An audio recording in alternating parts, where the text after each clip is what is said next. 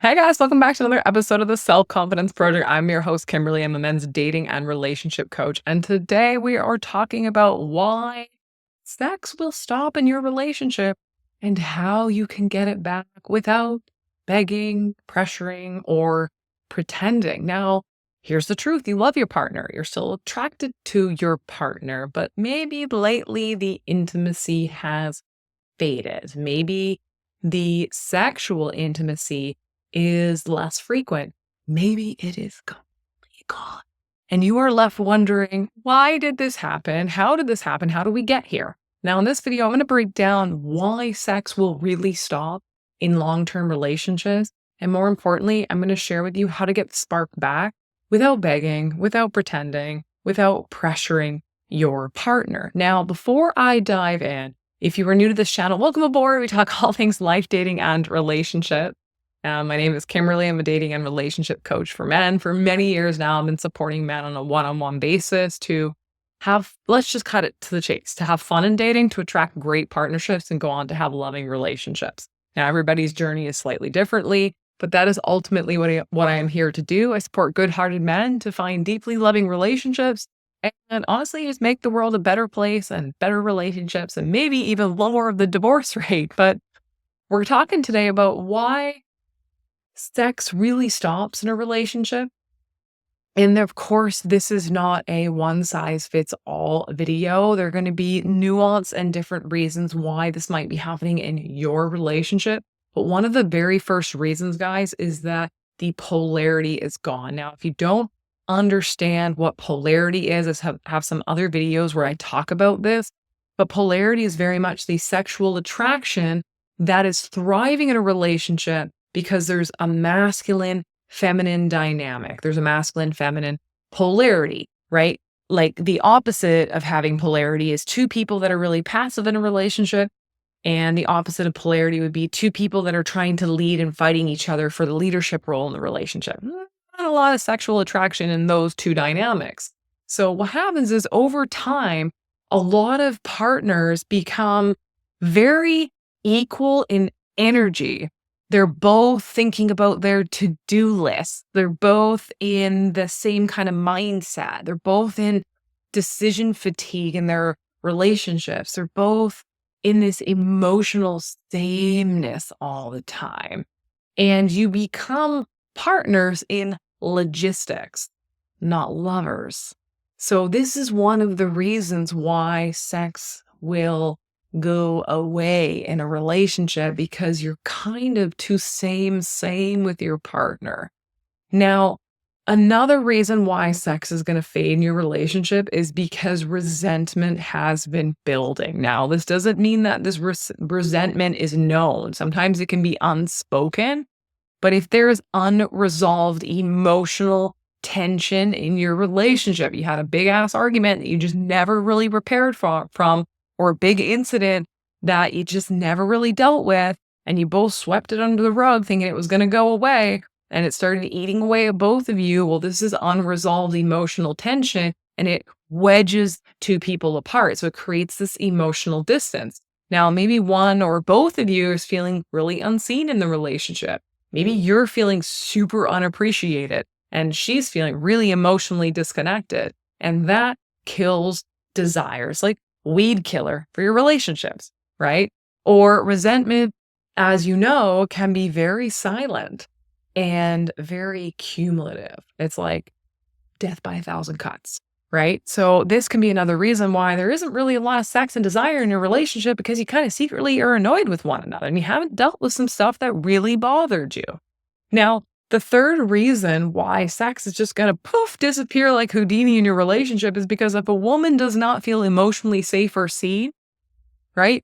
Emotional connection equals sexual openness. So if she doesn't feel seen, she doesn't feel emotionally safe, she doesn't feel understood, and you stop being present with this woman, or you've disconnected emotionally, desire dries up like a well. So a woman, and I talk about this almost in all my content, a woman needs to feel safe with a man, physically, emotionally, maybe spiritually, in order for her femininity and desire and playfulness to come out, and therefore the sexual escapades that you're really desiring and wanting, because a lot of men feel validated through that physical touch, but women feel validated through the emotional touch, which will lead to the physical. So it's how do you get into the cycle with one another? So the reason why sex is going to be gone in your relationship is because a woman just doesn't feel seen anymore. She doesn't feel emotionally safe. Maybe that's happened because you didn't repair a big conflict that created some resentment, and it's wedging the two of you apart from one another.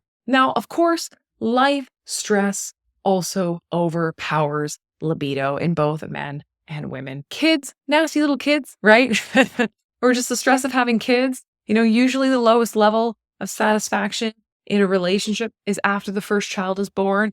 There's stress, there's changing routines, there's focus on other things. You go very, very quickly to the very first point I made. Polarity is gone because energetically you're both in the to-do list for the kid or whatever it might be. And this life stress overpowers libido. It could be a huge change in jobs. It could be your parents are aging and you have to spend a lot of time caring for them, or that your finances are in disarray. And so your mental space is being consumed by something else. And when daily life stress takes over, sexuality becomes one of the first things to go out the window. The two of you, in fact, have become survival partners, not sensual partners. Now, life stress happens, right? So how do you deal with it? How do you respond to it? How do you continue to prioritize one another? So I want to talk a little bit about, commonly what people can do wrong here. So you might recognize that intimacy is dried up, and that's really frustrating for you. So, but maybe you're really conflict avoidant. You don't really know how to share your true feelings with your partner because you've never really done it before. You weren't raised to talk that way. So you don't know what you don't know. And so what you do know is that, maybe if I can put a little pressure on this woman, she'll just do it, right? And hopefully she does it from a place of love. And maybe she'll just do it out of moral obligation or duty. So what happens is you try to initiate intimacy from pressure or out of frustration. And what a woman will in fact actually do is completely shut down. It's going to have the adverse effect. Or so maybe you think, okay, if I can't initiate with a little bit of pressure on this woman, that I'm just going to pull away emotionally because I'm not getting my needs met. And now this woman feels even less connected than she did before. Now you've gone from infrequent sex to no sex. So then you think, okay, well, what can I try next? And you go, well, I'm gonna logically try and fix this problem. And you're gonna tell her the reasons why this needs to happen and what it's gonna lead to, and this big logical story that you've prepared in your mind. And then what happens is she feels misunderstood because she's not really fully being seen. And so then you go, well, I literally don't know what to do. I've tried everything. I've tried initiating from pressure. I've tried pulling away. I've tried to fix the problems. So now I'm just going to stop initiating entirely. And then the gap widens between the two of you, and you're not getting what you want in the relationship. Neither of you are.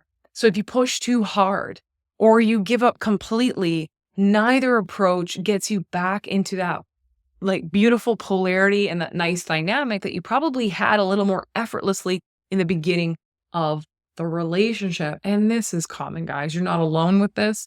I work with men and have been for many, many years.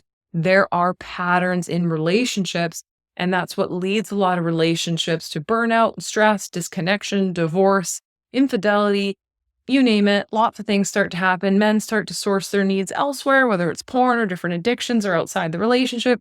Women start to get their emotional needs met elsewhere. So maybe they have friends that they choose to spend more time with, or they have male friends that they spend more time with, or they read fantasy books. I don't know what it is, but the point is we push away from our partners versus leaning in to solve these issues, not years after the resentment starts, but when these things pop up. How do we as a couple learn to address and work with one another? So how can you reignite sexual connection? Well, pressure's not going to work, right? So how do you lead with presence? So instead of asking your partner, when are we going to have sex again? You can say, how can I make you feel more connected to me?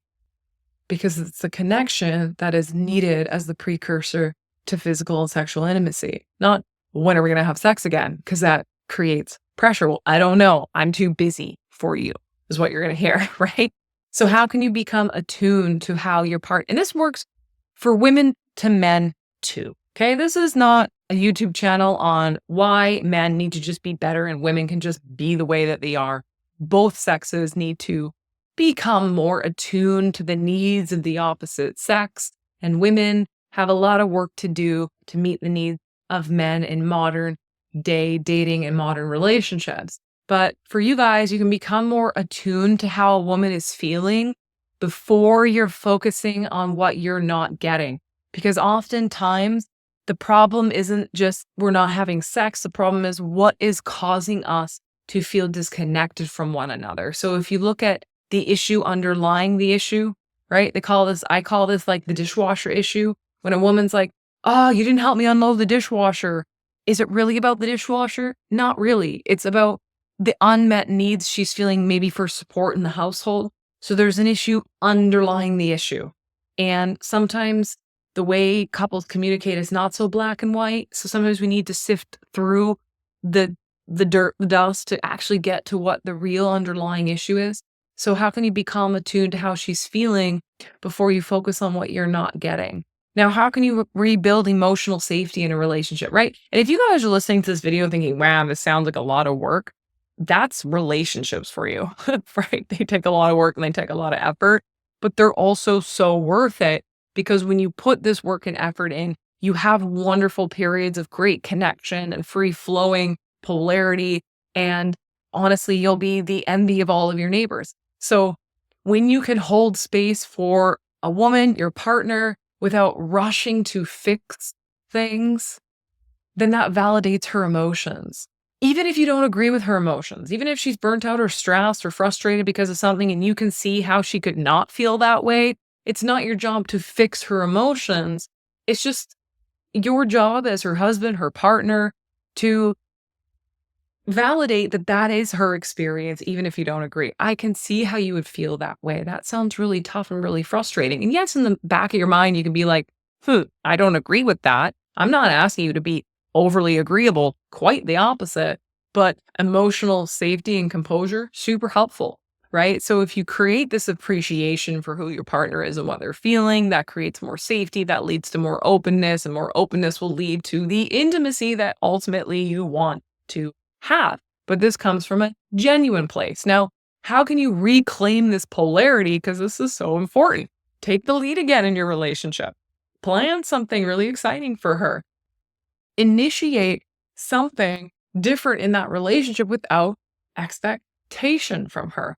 Drop that roommate vibe. Touch her outside of the bedroom without it meaning anything, without it being every time I hug you, I'm expecting sex, or every time I hold your hand, I'm expecting kissing, or there's no expectation. It's just creating that physical closeness and loving vibe without it always having to mean something bigger. Show that edge that you have as a man, because that polarity equals energy, add a little tension in there. You start to reclaim that polarity in your relationship. Now, this also allows you guys to bring that playfulness that gets lost in relationships, that flirtatious, that joking with each other, that being a little bit goofy or unpredictable, because seduction is not always just about sex. It's about being alive in your relationship. What is the last thing you did with your partner that made you fucking alive? Because if it's been a while, it's been a while, right? But think about the beginning of a relationship, the first few months, maybe even the first year. Man, I think about the first year of my relationship. We did so much cool stuff all the time. We felt so alive and on top of the world. And then cancer and pandemics and moving houses and adopting dogs and fertility and everything can get in the way.